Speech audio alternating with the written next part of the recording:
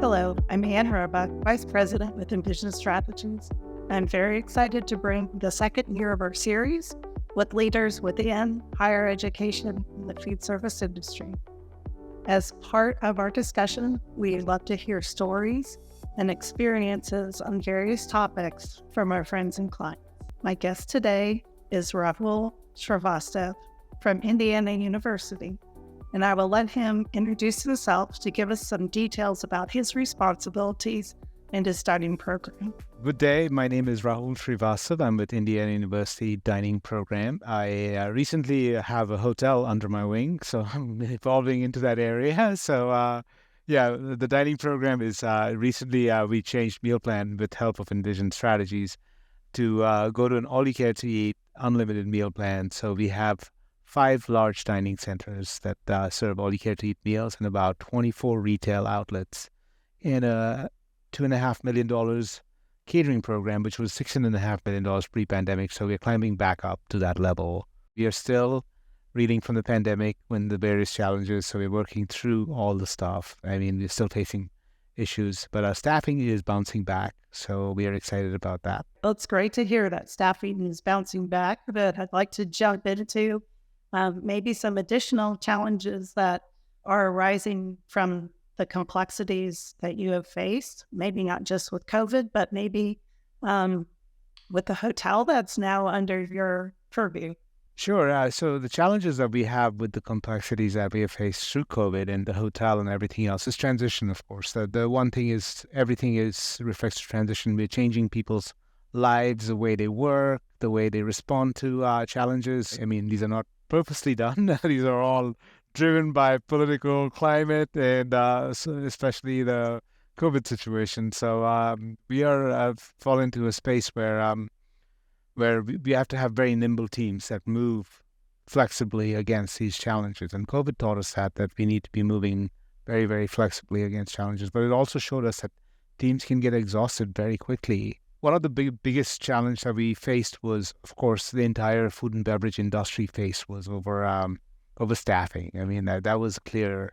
Wages, and when you could see McDonald's raising their wage to $15 an hour and then going from there, which I believe everyone in dining should be paid the best money there is to be paid, but it's difficult to pay because dining does not get that much revenue in their hands, and it's always you're compared to the cheapest food service there is around you, and it's very difficult to get that going. So to balance that out, to balance expectations, and that was very challenging in these areas, and to balance guest expectations. So our students, for example, for our last year freshman class, had not seen anything like what they stepped into college. Like they didn't have that in their high school, the preparation time, because they were all living through virtual classes and things like that. When they came here, it was very difficult for them to adjust in this area and to understand dining. Did you have an opportunity to communicate with any of the arriving students to help set those expectations? When the new students come here, we do the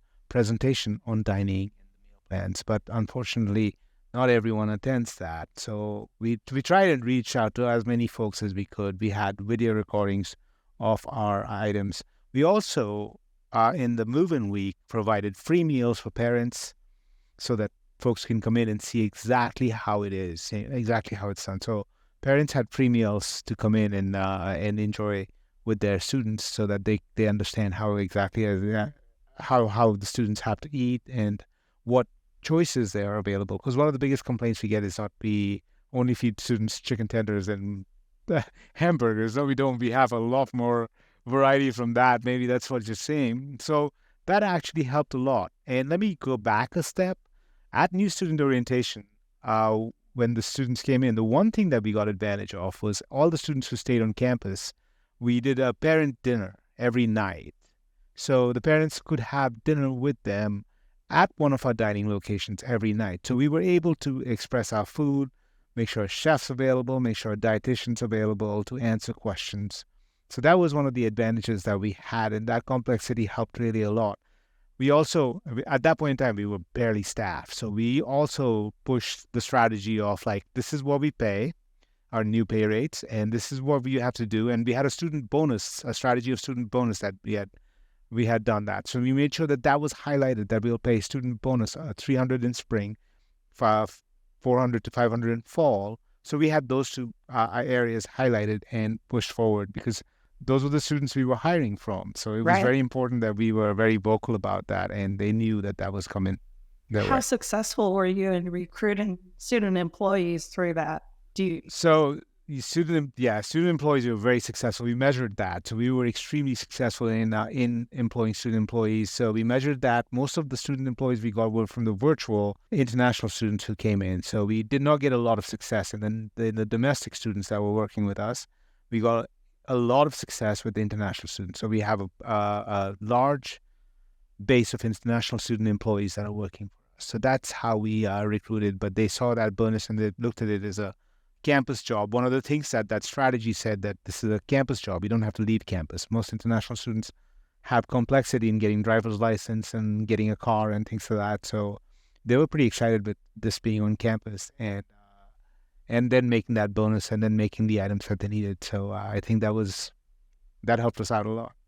that's great. I mean, I've heard of adjusting schedules and taking students for minimum time frames, but offering that bonus is certainly a great way to overcome one of those labor challenges. We looked at it and we thought, like, let's look at shift differential versus this versus all kinds of stuff. But we looked at if we'll get more loyalty in the program if we extend a bonus at the end of the semester, and that actually proved out to be the right thing to do in this instant at that point in time. I've also learned things are changing, transitioning so fast. You have to have a multi-pronged strategy to go about any of these issues. That's right, because what works today may not work 30 days from now or 6 months from now. Because it's all different. Yeah. Well, great. And then going back to the parent expectations, well, student expectations, but the parent expectations as well. So you're setting that baseline by offering parents the opportunity to dine with you so that they have that experience and can understand what their student is encountering.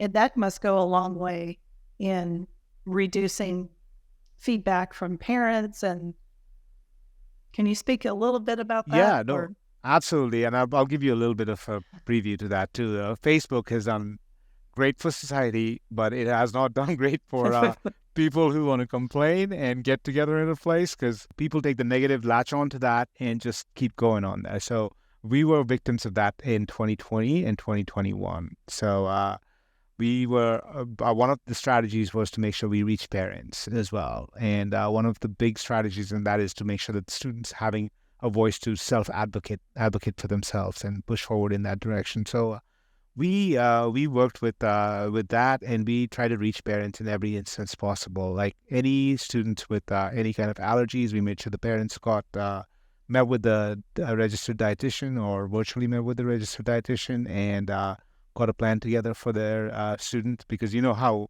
if my child had allergies and they were going somewhere, I would be deathly scared as well. And so understanding, having that empathy is very, very important. Empathy and understanding that stuff and working towards that. Yes, though with the parents, we are always open, and we also instituted CRM in that case, constitutional relationship management, where we involve the parent into that stuff, and we track the cases as to when the parent has complained or when the parent who's responding and how we are responding, and we assign cases. So that comes to my office, and I work with my admin to assign the cases, like who's getting what kind of complaints come in, who's answering it, what credibility does it need, and where does it need to go. And so that actually helped as well. So yeah, no, with the parents, it really helps to make sure that they're assured. And most times, what we have discovered, and I try and think about saying this very, very nicely, is students want more money because they want to go out to town.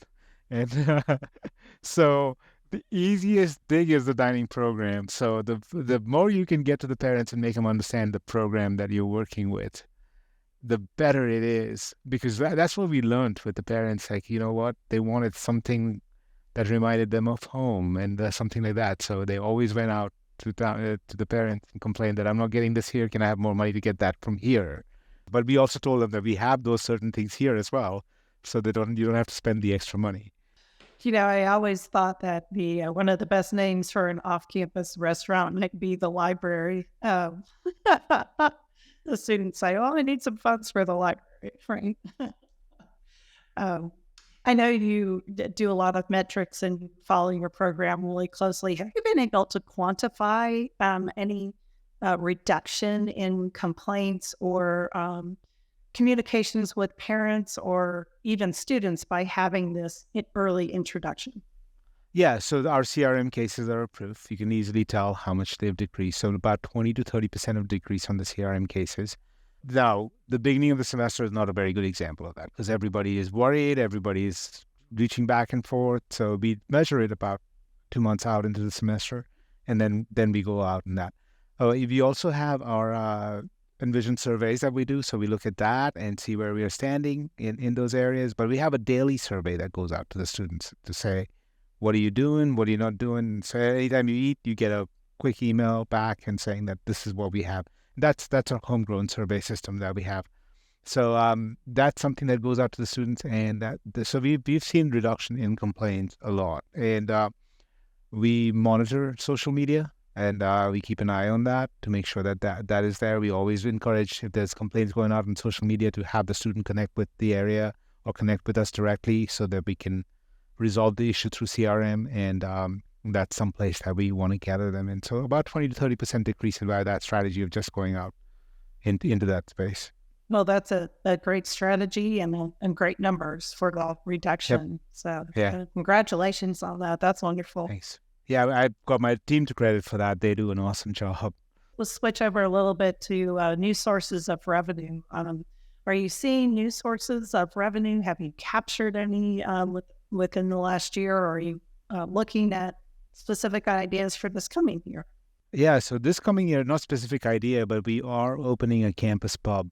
But that's not new sources of revenue from the students, but new sources of revenue from our faculty staff who when they finish the day, they are going out to the main street for a drink, but we're also offering food for the students in there that we can be getting in there. So we are looking at that as a new source of revenue.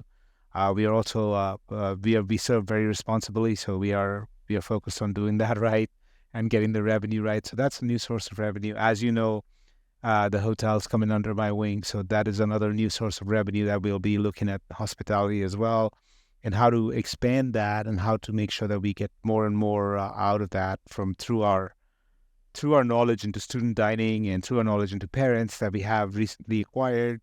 And how do we strategize the hotel revenue into increasing in that direction? Because, parents visit their students a lot and things like that. So how do we package items into that area and market that well? Have you been querying your peers or speaking with any of your peers who have hotels on campus about what they're doing as well? Yes. So Michigan State is a great example. Dustin at Cornell is another example. So Rebecca from Michigan State has been helping me out. And we are working with her. We are also working with you all to do the transition. So we're looking forward to that. I mean, that's something that we are enjoying doing. And so those are the key part of the hotel being on the side is that it's hospitality. Dining is hospitality as well. They mesh in very, very well. And dining is hospitality with food. Hotel is hospitality with accommodation. So it's from the basic needs, shelter and food. They provide both these areas. So I'm looking forward to getting that new revenue source in that space. And the pub that we are talking about is attached to the hotel, so it'll have correlational strategy in providing the revenue to the hotel and providing the revenue to the program. It's wonderful to see how these new revenues and having that hotel will help not only dining but the campus. I do want to add, dining-wise, we have one strategy that we use for new revenue, and it actually helps the program and helps local restaurants as well, and helps us do the town and gown relationship as well. We have something called the Globe, which I think Aramark and other contract companies have had, not with the exact name of Globe. They use outside restaurants to come in and serve in their dining space. And we strategize with that, and we strategize with ethnic restaurants that we cannot recreate the food just the way it is. Like, for example, Indian food. Now, it's okay. I can go back there and cook Indian food all the time. My public will believe it. But usually when my staff is cooking, they don't believe that this is authentic Indian food. And authenticity is very, very important. So we brought in the Indian restaurants from 4th Street, which is featured in the New York Times as being one of the most diverse restaurants street in the U.S. So we brought in restaurants from there with different ethnic backgrounds to serve at our Memorial Union as a retail program. And it actually exploded. And people loved it, and folks talk about it. And there's like a farmer's market vendor who used to sell tamales from the back of her truck. She was serve safe and everything else. But we brought her in here as her first actual restaurant out of the farmer's market, and she loves it. It's very popular. And so that actually gave us a lot of relationship with the town, understanding what is happening, a lot of expertise when we have like an Indian wedding or an Indian Diwali program. We can connect with these folks and say, okay, how do we cook this at this level and things like that. Or sometimes we borrowed their cooks to do our catering, which is large, and a great Indian donor came in, and we actually used one of the cooks to use that stuff. So they get revenue out of this from our meal plan. We get a percentage back as rent of that space, and we get percentage back as administrative fees and handling the beverages and handling the transactions for them. Yeah, we've seen that success story on a lot of different campuses, and it solves a lot of different needs and helps you with labor. It helps expose students to all sorts of different ethnicities of food and authentically prepared, because that's the other pushback that we typically see is dining programs sometimes try to do different styles of food, but it may not be that true ethnic flavor. Switching gears a little, I wanted to switch over to a topic about resource roadblocks.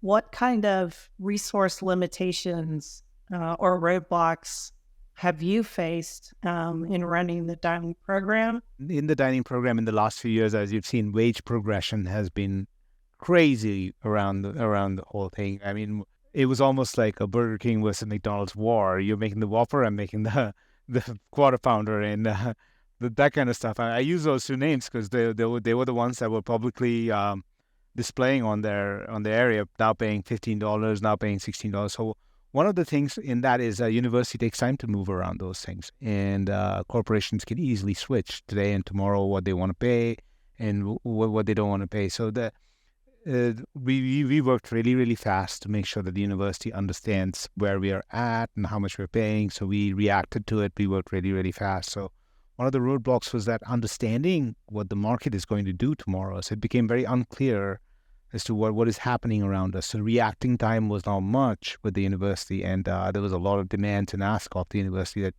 we raised. This university has also got to see it's not only dining employees that they employ a lot more people than dining. And how does that impact every one of those locations? The other roadblock was the generation that actually was experienced through COVID. They realized that they all wanted to retire, and it was too much. So, bringing in new folks and getting them trained to what we needed to do, getting them even understanding to what we needed to do, and then changing out a meal plan at the same time. That was how that creates a roadblock in the area of how much they're producing and what they're making sure that they're getting in the space. So working around that was difficult, but it also taught us a lot on how to make sure what we can use to train.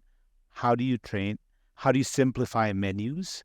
How do you strategize against speed scratch items, etc.? We strategize with a lot of vendors on speed scratch items and things like that. And I'm a big proponent of scratch cooking, and I had to literally pull that back and say, look, right now we have to make sure that we are working to make folks who have the knowledge to make it right. And so that was another roadblock that came in that we had to overcome. And I would say the final roadblock would be understanding the guest expectations after COVID. That was very difficult to gauge that out as to what they wanted and how they wanted it. Did they still want to come in into the dining halls and get meals from one space and things like that. But that solved itself very quickly with as we got into operation. Is they came in, they got the food, they got everything going, and they were pretty much together again. We were very afraid of that is going to be a difficult situation to walk into and understand what is happening from there. I'm switching topics on you yet again. We talk a lot about food deserts on campus, areas that don't have dining services.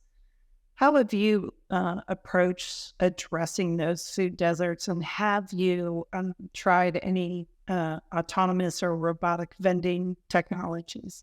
So we have not tried robotic or vending strategies, but I will tell you this: we do have a food desert on our campus, and especially because our meal plan is all you care to eat.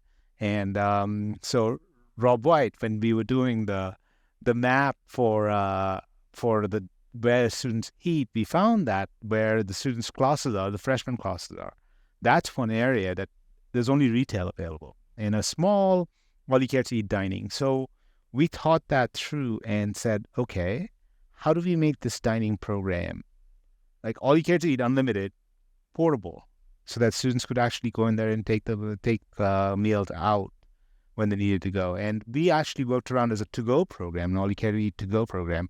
I looked at Tufts Dining; they have a Tufts to-go program. I looked at their program closely and saw how they do it and things like that. And it actually worked out. It is a small space, but 2,500 students go through there. It's a space meant for about 200 students, but 2,500 students go through there in a day.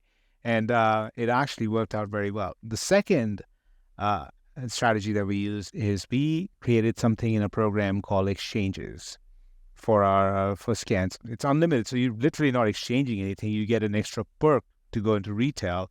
So our lowest meal plan carries 3 exchanges per week, expires at the end of the week, and then you get new ones for the next week. So if you made a mistake this week that, I didn't use it correctly, you know for next week that you can use it for the right stuff. And so exchanges, the Indiana Memorial Union is right there. So you go use those exchanges in retail.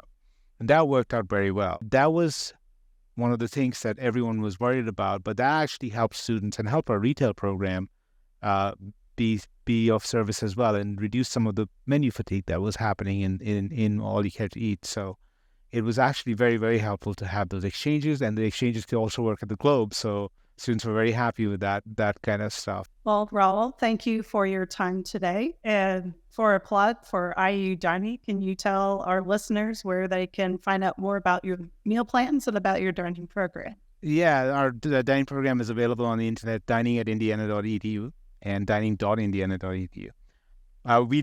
We give our chefs Instagram. So one of the things that helped parents was we do give our chefs Instagram access, so they can post their food while they're cooking it. And actually, those Instagram accounts are more popular than any other area. So the chefs are doing a great job with that. So that was one of the social media strategies that I forgot to talk about. Sorry, if you can plug it in later. So that the parents are really, really happy looking at that stuff. So they're looking at how food's being prepared fresh.